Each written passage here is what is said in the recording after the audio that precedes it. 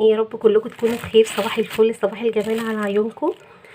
معاكم لولو من مطبخ لولو. وطبعا وحشتوني جدا جدا، بقالي كتير ما عملتش فيديوهات لان ماما كانت تعبانه وعديت بمراحل كتيره قوي. الحمد لله على كل شيء، دخلت عمليات والحمد لله ان انا بقيت احسن يعني. ده اللي كان بعدني عنكم، وبجد وحشتوني قوي قوي قوي. انا جايبه لكم النهارده وصفه سحريه بجد بجد للتخسيس، حلوه قوي، لسد الشهيه كمان. طبعا عايزه اقول لكم ان دي اسمها ايه، مش هطول عليكم الفيديو. ده اسمها قشور السيليوم. قشور السيليوم، بصوا شكلها حلو ازاي. بصوا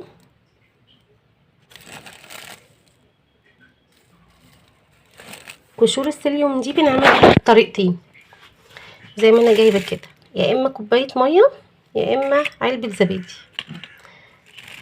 عايزه كمان تحطيها على اللبن برضو بتحطيها عادي، مفيش مشكله. عايزه تحطيها على اي حاجه تانية انت حباها براحتك. هوريكم كمان بذور الشيا. دي كمان بذور الشيا اللي احنا عملناها مع بعض قبل كده، هي نفس طريقتها. بتزيد في حجم الوزن بتاعها، وكمان بتعمل هيليوم في الميه. فدي بتديني بصراحه شبع جامد.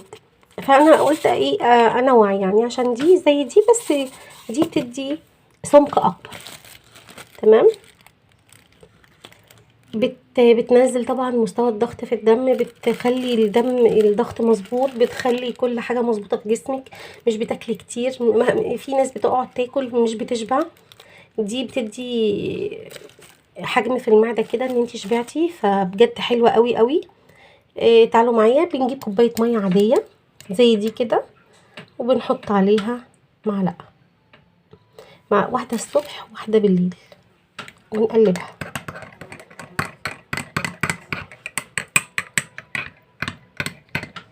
بنشرب كوبايه الصبح وكوبايه بالليل، واحده قبل الفطار وواحده قبل ما ننام.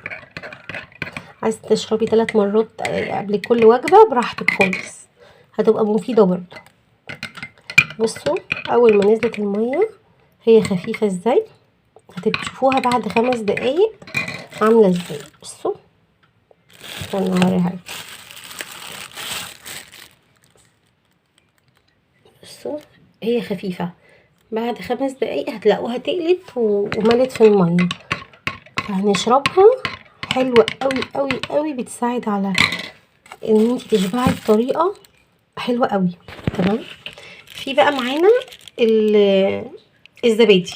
انا بحطها على زبادي عشان طعمها، هي ملهاش طعم. بصوا الزبادي دي كانت سايله، حطيت معلقه، بصوا حصل ايه. بصوا خلت الزبادي تقيل ازاي. ما بقدرش اكمل علبه الزبادي، تخيلوا يعني. شوفوا علبه الزبادي صغيره ازاي، انا ما بقدرش اكملها من كتر تخنها ومن كتر سمكتها ومن كتر ما هي بتشبعك جدا جدا. بجد فظيعه فظيعه فظيعه. جربوها، اسمها قشور السيليوم عشان اللي حابب يجيبها. قشور السيليوم. خلاص بقى، بتحطيها على كوبايه ميه، بتحطيها على كوبايه زبادي، بتحطيها على كوبايه لبن. زيها زي بذور الكتان، زي بذور الشيا. كل الحاجات دي بتساعد على التخسيس، كل الحاجات دي بتساعد على ان يبقى فيه جزء في بطنك مليان. وان بصوا عملت ايه،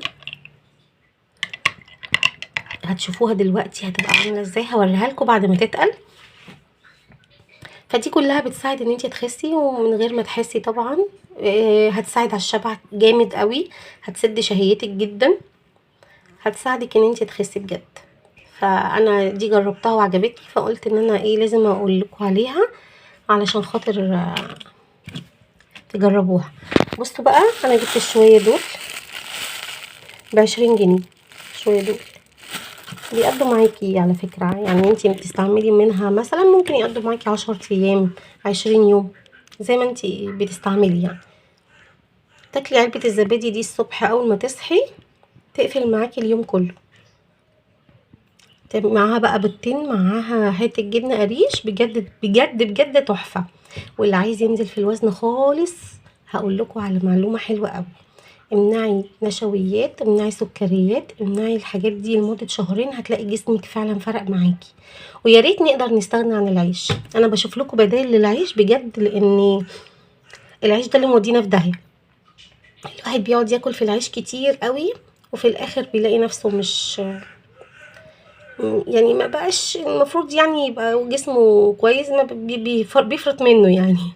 فانا عايزه اجيب لكم بدايل للعيش، فلان العيش بجد بجد وحش جدا وبيتخن على الفاضي وفيه سكريات وفيه نشويات كتيره. فالناس اللي عندها سكر بالذات لازم تقلل من الحاجات دي. ربنا يشفيهم يا رب ويشفي كل مريض ان شاء الله خير. فانا عشان كده بقول لكم انا عايزه اجيب لكم بدايل للعيش. ممكن انا كنت بجيب الفتره اللي فاتت دي العيش السن، لا مش السن اللي هو اللي بناكله العادي ده، لا انا كنت بجيب العيش السن اللي هو الفينو، كنت بعمله بجبنه قريش وكنت بفطر بيه حلو خالص برضو. بس برضو كنت شاكه ان هو ايه يعني ممكن يتخن، لانه برضو في الاخر اسمه فينو يعني بيحطوا له اكيد دقيق ابيض. ف بصراحه ما حبيتش الفكره قوي. فقلت ايه بقى استنى شويه وان شاء الله احاول اننا كده نعمل مع بعض اي حاجه بديله للعيش، علشان هي العيش اللي بيودينا في داهيه فعلا، انا عارفه كده. وان شاء الله خير يا رب تخس، واللي خست تقول انا خسيت، واللي جربت بقشور السيليوم دي تقول انا جربتها وعجبتني.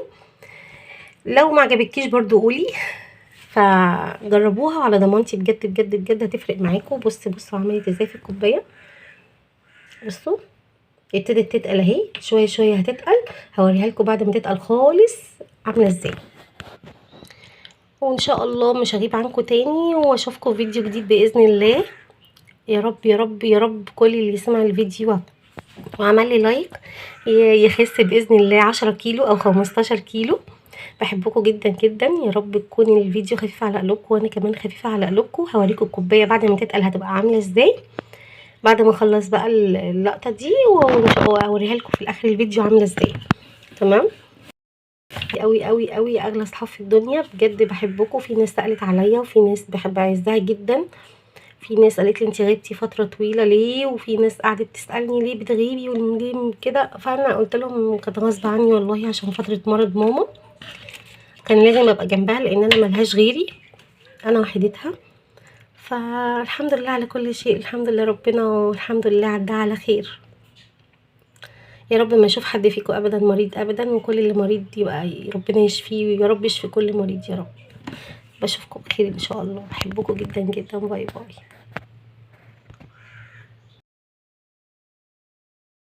كل ما بتقعديها فتره طويله بتتقل، كل ما بتقعد فتره طويله بتتقل اكتر من كده. بص شكلها، بصوا قشور السليم عامله ايه من فوق. هتسيبيها نص ساعه كده في الميه لغايه لما تتقل معاكي خالص، وبعد كده تشربيها على الريق. هتعمل معاكي ان شاء الله اللي انت عايزاه. مرتين في اليوم، عايزه تجربيها 3 مرات في اليوم براحتك خالص. اشوفكم بخير ان شاء الله، بحبكم جدا. باي باي.